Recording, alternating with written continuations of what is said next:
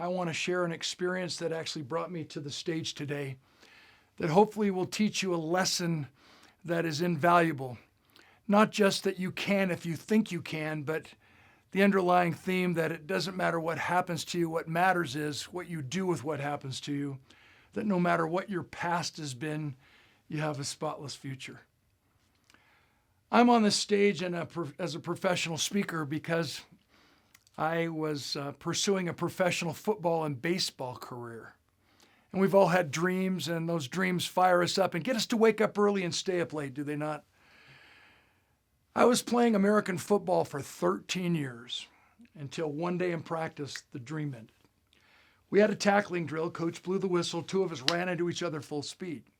The only parts of our bodies that made contact, Lyle's helmet at 15 yards apart crashed head-on in a violent head-on collision into my helmet. My right shoulder was smashed into the cutting edge of my fiberglass pads, and we slammed to the ground.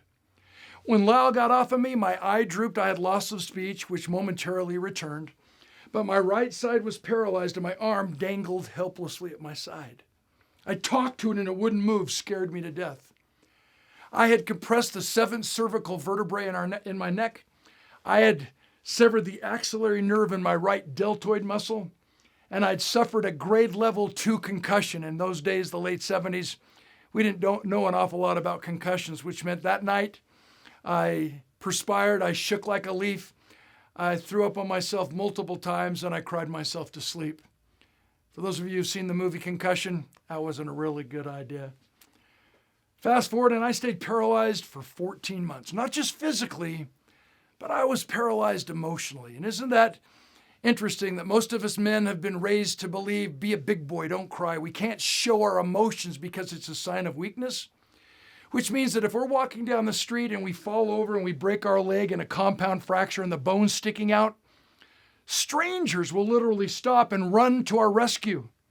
But when you break your heart or your dreams are shattered and you're hurting so deeply inside that you are alone in a crowded room, you're lonely in a loved one's arms, no one knows how bad you hurt.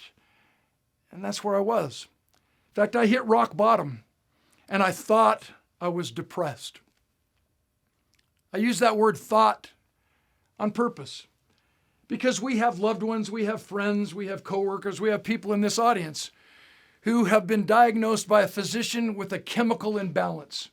And so obviously you have medication. You've been prescribed to take medication. And you need non-judgmental friends and unconditional love, and we're there for you.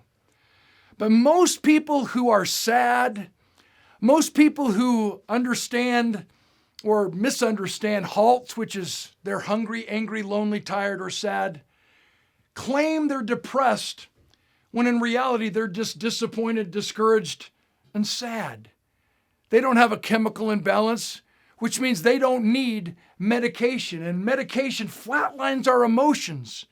It actually destroys our human nature, our human spirit, to get back up and go again, and retards our ability to rise to the occasion and holds us back from resiliency.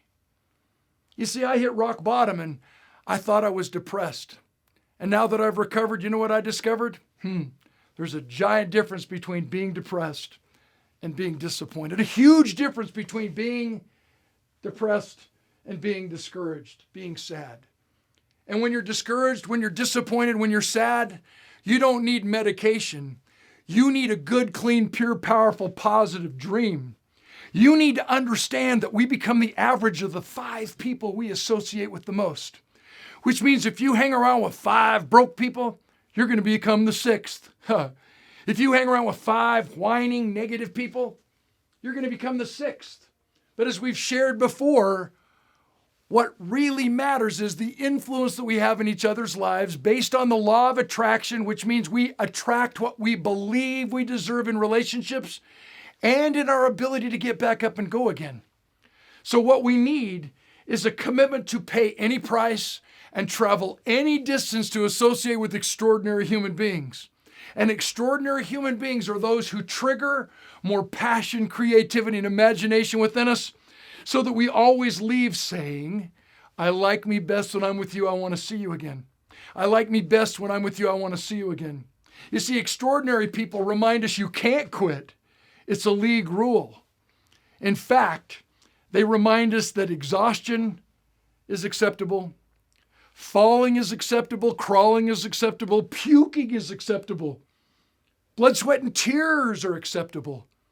But whining, blaming, complaining, and quitting are not. I stayed paralyzed for 14 months for 2 reasons. Number 1, I confused who I was with what I did. Have any of you? You see, I thought I was a football player, but in reality, that's just what I did. It's not who I am as a man. And when we identify ourselves in terms of what we do instead of who we are, we become a human doing instead of a human being, unacceptable if success is what we seek. And the second reason I stayed paralyzed for 14 months, physically and emotionally, is because I was asking the wrong questions. Are you? You see, I was asking the doctors how to get better when I should have been asking myself why. And once we answer why, figuring out the how-to becomes clear and simple. Not easy, but simple. And when we can figure out how to do hard things, it's the hard that makes them great. And so you don't think this is a rah-rah, you can if you think you can speech? Biologically and physiologically and medically, we now know that when you have a clearly defined why and a compelling want, it engages more than just your mind. It connects your head with your heart, which actually physically creates an incredible chemical reaction in your body that triggers your endorphins and your serotonin and your oxytocin. And what happens? Your blood starts to pump more rapidly. It fires your heart. Your muscles start to twinge, your muscles engage, and your brain is ignited into passion, creativity, and imagination. And when you only identify a what or a how-to, no such chemical reaction or emotional experience occurs. Yeah, we have to understand that knowledge is power, but knowledge has no heart. As I've said before, we don't learn to know, we learn to do. All the information in the world isn't going to make a person successful. It's like the guy who has 3 PhDs, one in philosophy, one in psychology, one in sociology. He doesn't have a job, but at least he can explain why. And if you don't think I'm funny, we got to have a talk. We don't learn to know, we learn to do, which means reason leads to conclusions, but it is emotion that leads to action. Reason leads to conclusions, but it is emotion that leads to action. If nothing else, we need to leave this convention today with a clear understanding and a commitment to redefine what's possible, starting and beginning with identifying our passionate why.